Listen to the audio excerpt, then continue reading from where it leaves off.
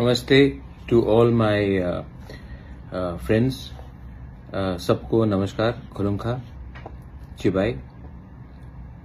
मैं आपसे सबसे पहले आपको सॉरी बोलना चाहता हूं कि मैं कल फेसबुक लाइव में नहीं आया। कल आप सब लोग जानते हैं कि हम लोग सुप्रीम कोर्ट में थे और सवेरे 10 बजे से लेकर 4 बजे तक हम लोग सुप्रीम कोर्ट में ही थे। उसके बाद हमारे जो त्रिपुरा स्टूडेंट्स और जो एम्प्लॉयज है दिल्ली में, उनके संग बात किया, मीडिया के संग बात किया, लॉयर के संग बात किया। तो उसके बाद काफी थक चुका था, इसके लिए मुझे लगा कि कल रात मैं फेसबुक लाइव नहीं करके आ जाऊं और आप सबको अपडेट दूं कि हमारा क्या सिचुएशन है आज।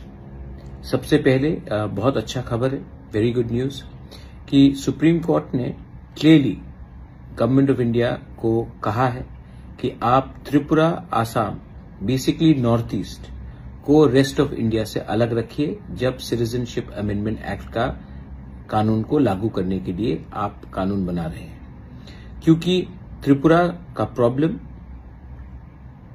इंडिया के दूसरे प्रॉब्लम से अलग है, आसाम का, नॉर्थ ईस्ट का प्रॉब्लम रेस्ट ऑफ इंडिया से अलग है। इसी के लिए सुप्रीम कोर्ट ने क्लियरली डायरेक्ट किया है गवर्नमेंट ऑफ इंडिया को कि ये सेग्रीगेशन किया जाए। और सुप्रीम कोर्ट ने 31 अक्टूबर तक टाइम दिया है सबको राइटिंग में देने के लिए कि हम अपना रिटन सबमिशन दें। और मोस्ट लाइकली ये 3 जज बेंच में भी आ सकता है। और मुझे क्या अच्छा लगा कि सुप्रीम कोर्ट का चीफ जस्टिस खुद उन्होंने क्लियरली आइडेंटिफाई किया है कि त्रिपुरा, आसाम अलग और पूरा इंडिया अलग। मतलब कि नॉर्थ ईस्ट को अलग रखिए आप। नॉर्थ ईस्ट का प्रॉब्लम अलग है, नॉर्थ ईस्ट का चैलेंजेस अलग है। नॉर्थ ईस्ट में इंडिजिनस लोग बहुत रहते हैं और नॉर्थ ईस्ट में जमीन का हमें हमेशा खतरा रहता है। आप कभी भी नहीं देखेंगे कि कोई बांग्लादेश का व्यक्ति कहीं और जा रहा है, लेकिन आसाम, मेघालय, त्रिपुरा में वो लोग आते जाते रहते हैं। इसी के लिए सिटीजनशिप अमेंडमेंट एक्ट में सुप्रीम कोर्ट ने हमारा पॉइंट ऑफ व्यू लिया है कि आप इसको पूरे इंडिया के संग क्लब नहीं कर सकते हो। This is a welcome decision. 31 अक्टूबर में इसका फिर से हियरिंग होगा। जहां तक चीफ जस्टिस ने ऑरली बताया है, मोस्ट लाइकली 3 जज बेंच होगा। ये हमारा पॉइंट था सबसे पहले। It's a good victory. दूसरा पॉइंट है, मुझे बहुत क्वेरीज आ रहे हैं रिगार्डिंग 10,323। मैंने हमारे कपिल सिब्बल जी, जो बहुत एमिनेंट लॉयर हैं, उनसे बात किया है और उन्होंने ये केस को अपने संग लेने के लिए उन्होंने हाँ भी कह दिया है। अब हम इसका एप्लीकेशंस फाइल कर रहे हैं और मुझे लगता है कि अगले 8 से 10 दिन के अंदर, दैट मीन्स आज है 13 तारीख, तो 23-24 तक हम इसको फाइल करने के लिए तैयार हो जाएंगे। और हमारा पूरा आशा है कि ये मामला एडमिट होगा। और देखिए, 10,323 टीचर्स में जो लोगों को नौकरी गया है, हमें सबको चांस देना चाहिए कि उनका भी जिंदगी वापस अपने पुराने लाइन में आ जाए।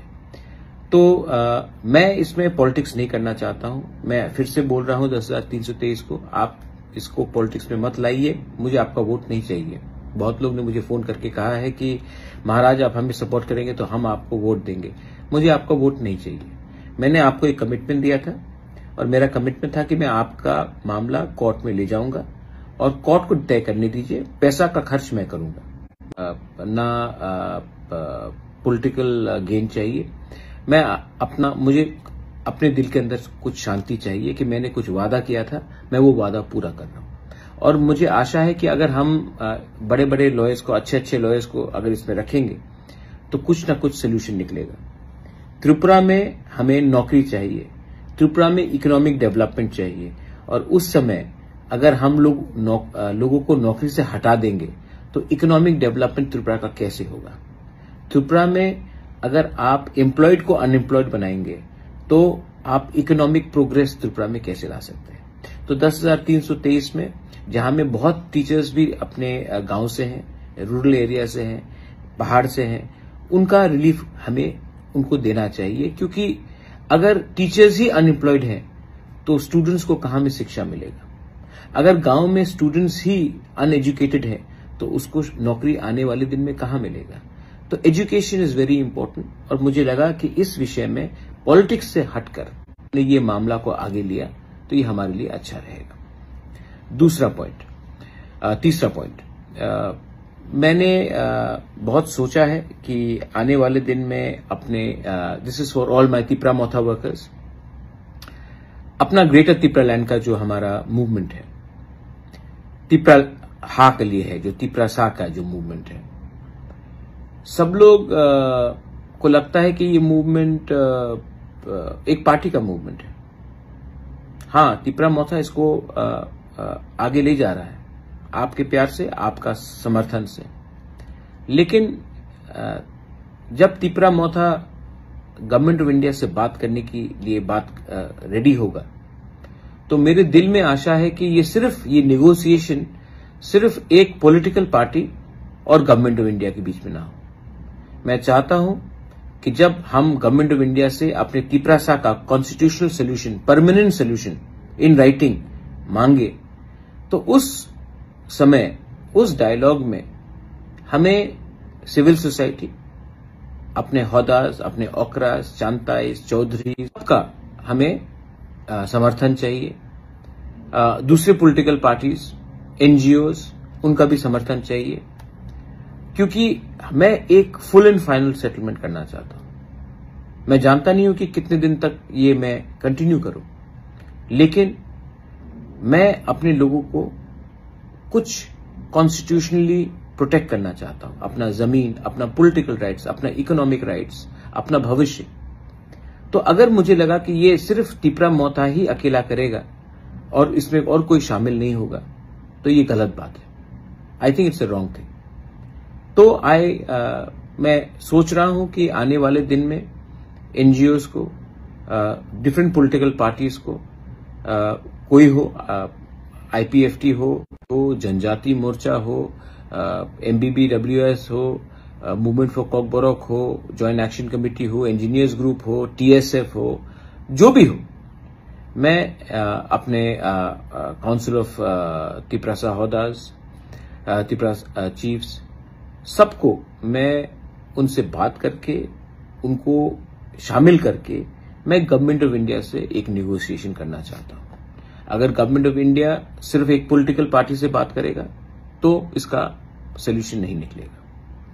मैंने सोचा है, मैंने ऑब्जर्व भी किया है, टीएनवी अकॉर्ड साइन हुआ तो एटीटीएफ निकला, एटीटीएफ अकॉर्ड साइन हुआ तो एनएलएफटी निकला, उसके बाद आईपीएफटी ने कुछ अग्रीमेंट साइन किया विद गवर्नमेंट ऑफ इंडिया 2018 में, उसके बाद तिपरा मोथा निकला, आज तिपरा मोथा कुछ साइन करेगा, उसके बाद कोई और निकलेगा।